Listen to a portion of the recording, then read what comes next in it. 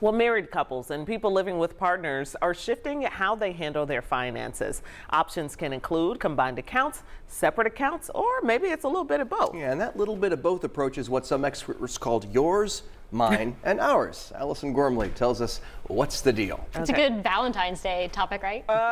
Maybe do it after Valentine's Day. I thought so, but here we are. Well, let's break down the big picture first before we go into the different generations and how they're choosing. A Bankrate study found that about 39% of U.S. adults married or living with a partner combined their finances. Right behind that is the yours, mine, and ours approach with 38%, and then 24% chose to keep everything separate. So while the numbers are still very close, there are still more popular options in each generation.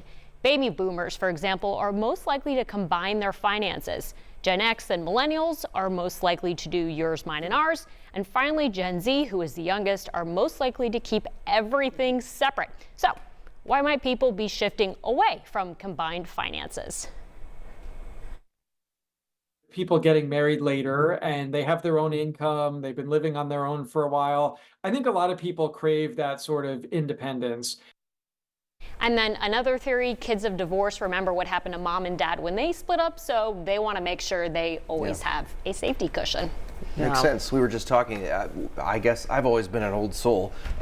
So my wife and I, we combine everything, but it was also because we got married so young, almost 20 years ago. We didn't have anything. I was going to say they didn't have anything. Yeah.